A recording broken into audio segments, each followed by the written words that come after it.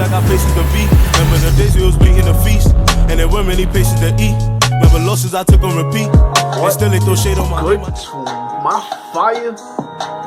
Gang, what's poppin', y'all? It's your boy Dolo coming at y'all with another video. So today we're gonna get into a new type of video, y'all.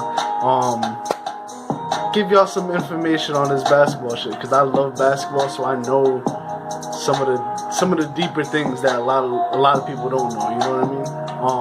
That like you gotta be a true fan to know. That's all I'm saying. Like, I'm not saying like I got insides or anything, but you know, to be a true fan, you gotta know that some players were, you gotta know the insides of some things. You know, one of the things I want to get into is the fact that Damian Lillard was drafted number 6, and he's one of the best, if not the best, point guards in the league right now.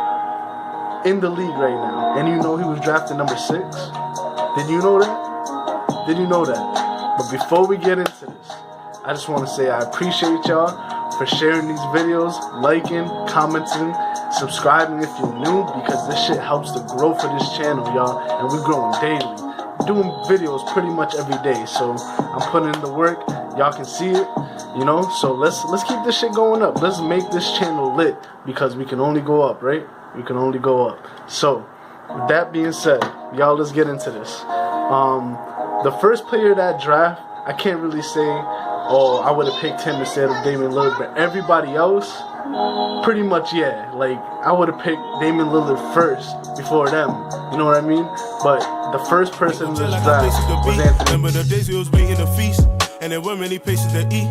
Remember losses I took on repeat. We all know and still they throw shade on my name. How special Anthony Davis is, and he's probably the best impact player of the game. He can impact on both ends. You know, catch alley-oops, play defense. He does it all. So, you know, I can't really say that Damian Lillard is better than him.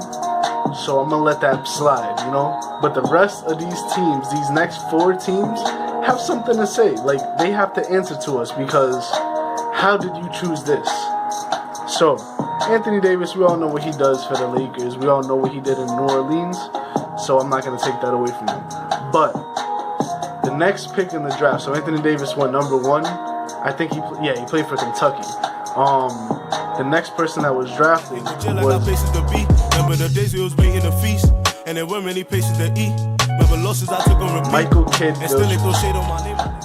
Now, I'm not gonna like laugh at him and make fun of him like I would do with most players, because the reason why he's not doing good is not because he's not putting in the work or because he cashed out after he got the bag.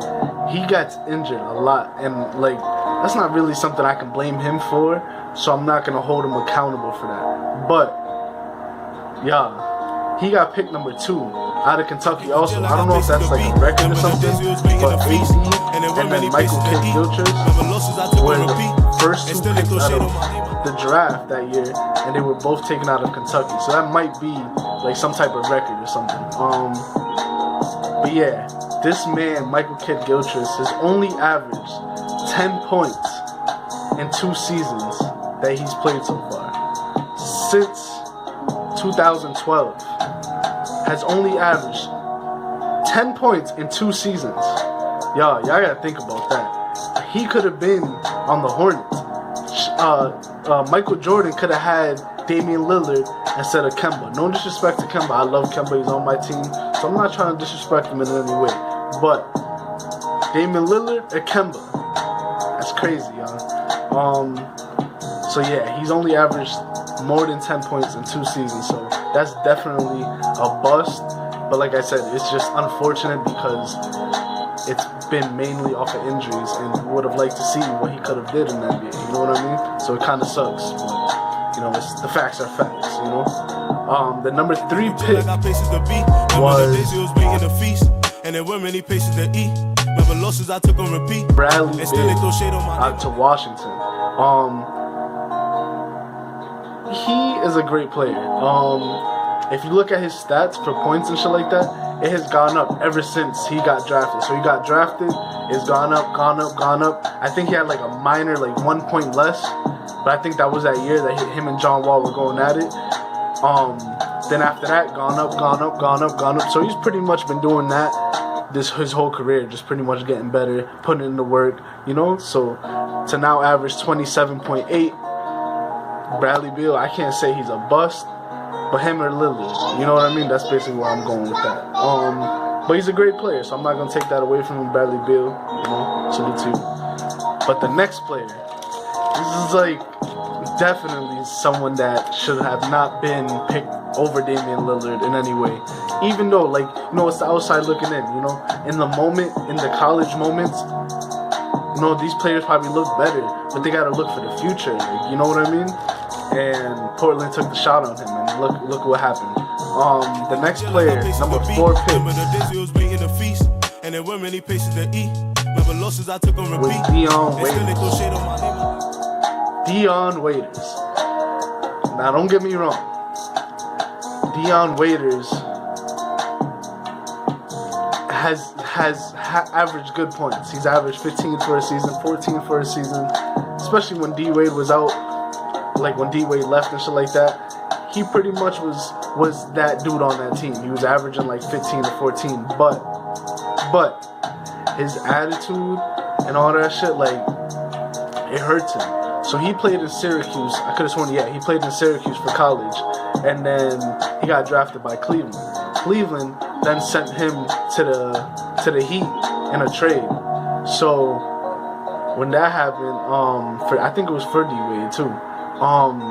When that happened, he came out hooping. This man was, you know, doing his thing. And then I think they told him, like, you know, you're not that top dude on our team. Like, we can't have you taking the last shots and shit like that. And he automatically became a problem. Now, he can't stay out of the reports. He can't stay. I haven't seen him play a game this year, y'all. I haven't seen him play one game.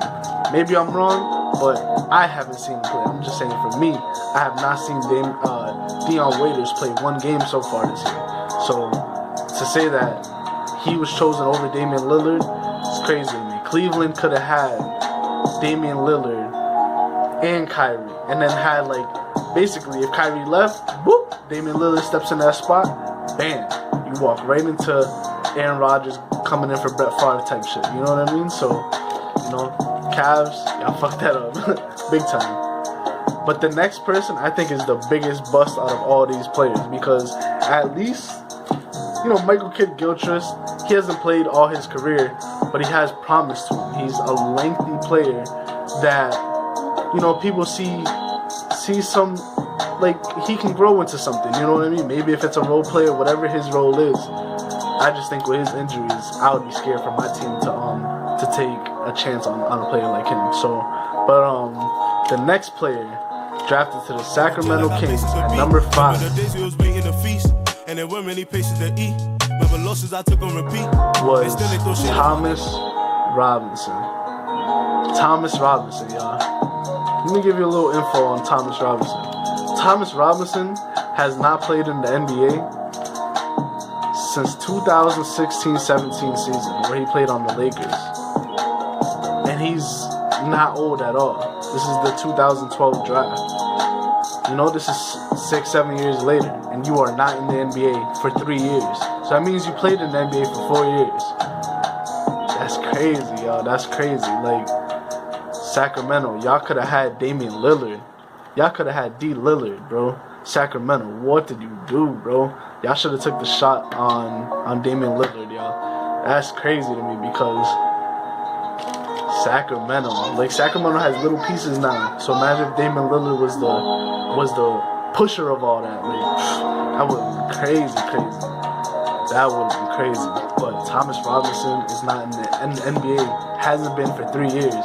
So that means he only played for 4 years. That's probably the biggest bust of that draft. You know what I mean? But there was a lot of players. When I was looking at the list, there was a lot of players that haven't played in the NBA in a minute too. But sheesh, y'all. Like, out of the top 10, Thomas Robinson is definitely the biggest bust. That's crazy. But the next player was the player elevated. We was broken, we was devastated. Never hand was weighing, we got impatient. Don't you get mistaken? Look, I might still probably the best point guard in the league. Probably the best point guard in the West. Now, people are gonna say Steph Curry. Some people will say Westbrook.